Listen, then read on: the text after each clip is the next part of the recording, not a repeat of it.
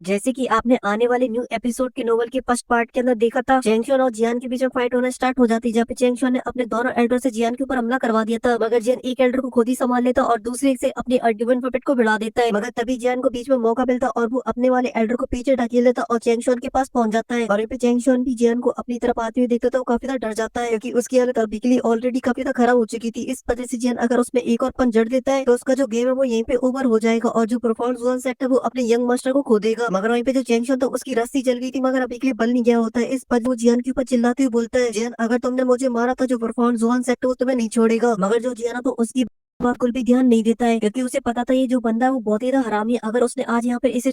आगे चल के फिर से उंगली करेगा उसमें, इसी वजह से आज इसका पत्ता साफ करना ही सही रहेगा। वहीं पे चैंगशुन देखता है कि अभी के लिए उसकी धमकियों के जियान के ऊपर कोई भी असर नहीं हो रहा है। इस वजह से वो काफी ज्यादा डरने लगता है, क्योंकि जियान अभी के लिए अपनी आंखों में उसकी मौत लेके उसकी तरफ आगे बढ़ रहा होता है। मगर तभी जो जियान होता है वो अपनी जगह से गायब हो जाता है और चैंगशुन के सामने आके खड़ा हो जाता है और अपनी हेवी शॉट को बाहर निकालता और उसके अंदर अपनी ग्लेस फ्रेम को डालकर उसके ऊपर अटैक करने लगता है। और जियान के अटैक को देखिए ऐसा लग रहा था कि शायद वो इसका एक ही बार में गेम खत्म करना चाहता है, क्योंकि जियान की अटैक की वजह से जो आसपास की स्पेस होती है उसके अंदर भी क्रैक्स आ रहे होते। तभी जो जियान होता है वो अपना अटैक कर देता है, मगर तभी पीछे से आवाज आती है और कोई जोर से चिल्लाता और बोलता है कि अभी के लिए रुको। मगर जो जियान होता है उसके ऊपर बिल्कुल भी ध्यान नहीं देता और अपनी अटैक की पावर को और भी ज्यादा बढ़ा देता है। इस वजह से वो पीछे वाला बंदा समझ जाता है अभी के लिए जियान के ऊपर वर्डों का कोई असर नहीं हो रहा है। इस वजह से वो अपनी एक पावर का यूज करता है। इस वजह से चिंगजान के सामने एक बॉल बन जाती है मिट्टी की और उसे चारों तरफ से फ्लेम ने कवर कर रखा होता है, जिस वजह से जो जियान की हैवी रोलर शॉट होती है उस मिट्टी की बॉल से जाके टकराती है, जिस वजह से वहाँ पे काफी बड़ा एनर्जी का ब्लास्ट होता है। मगर कुछ ही देर बाद बॉल के अंदर क्रैक्स आ जाते हैं। इस वजह से ऐसा लग रहा था कि बॉल कुछ ही देर के अंदर टूट जाएगी। मगर वहीं पे जियान अभी के लिए समझ चुका था, जिसने भी अभी के लिए ये बॉल बनाई है बस वो थोड़ा सा टाइम चाहता था, जिससे चिंगशान के एल्डर को थोड़ा सा टाइम मिल जाए और वो सीधा जियान के ऊपर हमला कर दे, क्योंकि जियान अभी के लिए महसूस कर रहा था कि इतनी टाइम के अंदर ही उसके पीछे एक बंदा आ चुका है जो कि उसके ऊपर ही हमला कर रहा है। और अब जियान के पास दो ऑप्शन, वो चिंगशान के ऊपर हमला करे और पीछे से अपने ऊपर हमला खा ले, या फिर वो चिंगशान को छोड़ दे और डिफेंस करे पीछे वाले बंदे को। मगर जो जियान था अब वो लात और घूंसा का एक्सपर्ट बन चुका होता है। इस वजह से वो तीसरे ऑप्शन को निकालता है, क्योंकि वो अपनी हैवी रोल शॉट से एक हिडन अटैक को कर देता है, जिस वजह से जो बॉल होती है वो